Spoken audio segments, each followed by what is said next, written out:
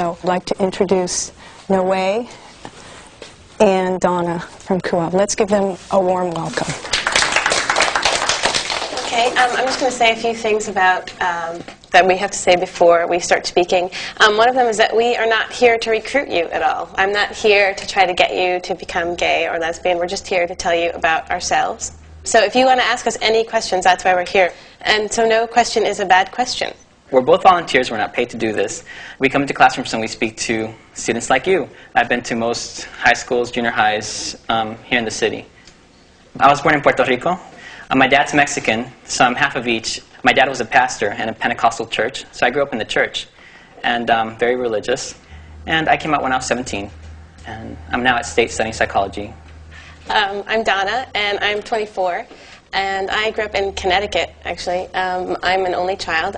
I came out not until I was about 19 or 20. When I was your age, when I was in middle school and high school, I went out with boys, and I have some pictures I'll show you later of my prom date pictures. And it wasn't until I was in college that I started to realize that I was attracted to women.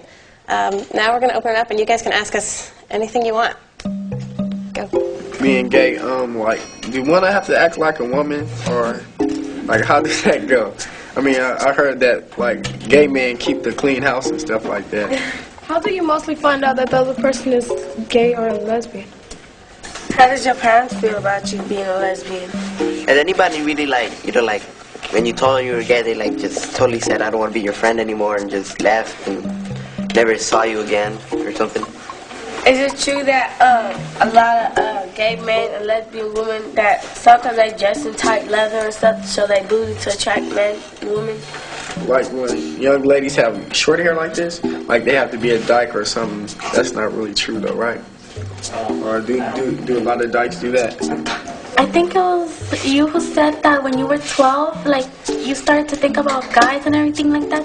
Did you feel, like, confused or something? Or, like, if you felt like if you had to kill yourself because you were like that or, like, something? Is there, like, a reason why you're gay? Like, was you raped, like, was you a child, or, like, go through something that came out like you had to, you know?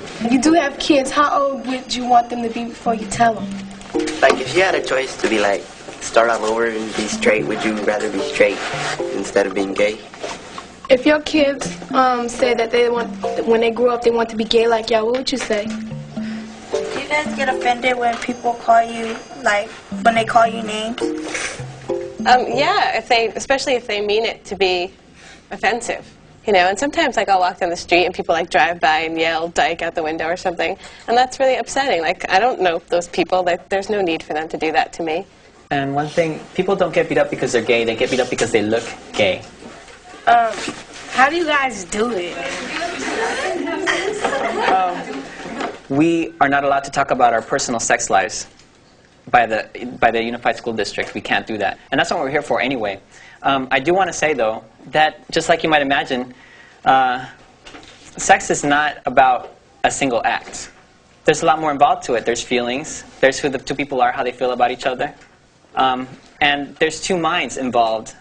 A lot of times when parents or administration say there's going to be gay people coming to our school, they make it sound like our school is gay-free, and here come these people from this tribe that we don't know, and they're going to come in here, and this is taboo.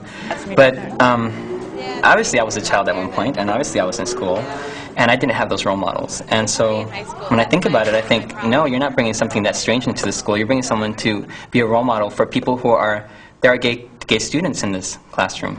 28% of all gay teenagers drop out of high school, more than twice the national average.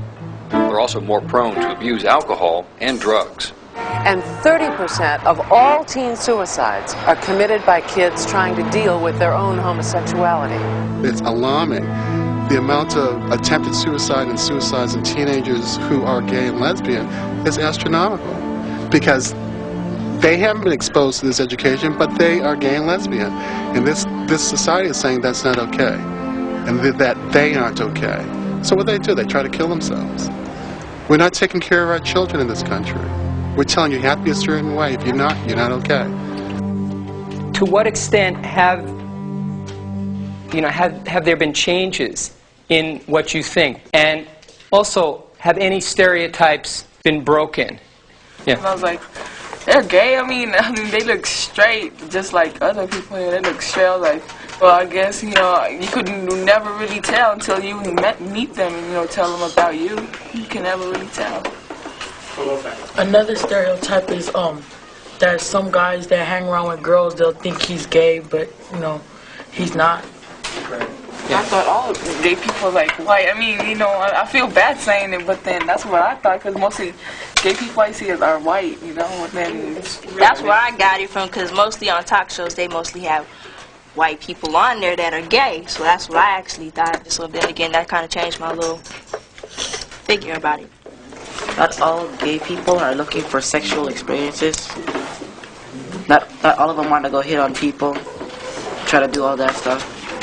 It should be mandatory, and I think that it's a healthy way of teaching students to respect each other, understand each other. Academics are definitely important, but we also want them to develop to reach an understanding that they can resolve crisis without becoming explosive. They need to understand it so they can move on to learning. If the educational system doesn't deal with those issues early on, then there's bashing of gays in the streets. William Kiley arrived in court still wearing a neck brace nearly 2 months after he was the victim of an alleged gay bashing. Central to proving the attack as a hate crime are the words Huff used.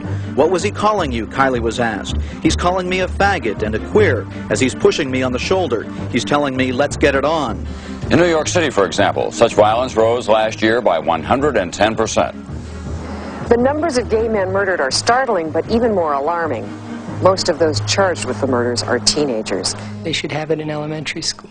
They should have the beginning discussions much, much earlier.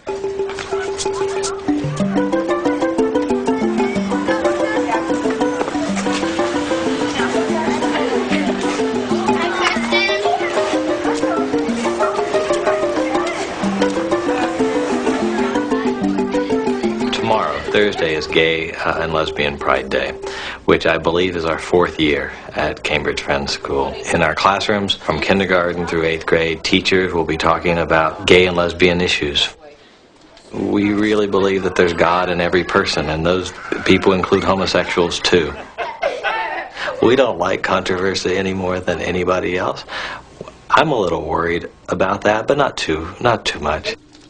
I want to start with you talking a little bit about what you're going to do tomorrow at Gay and Lesbian Pride Day, and to raise any issues that might have come up in the classroom.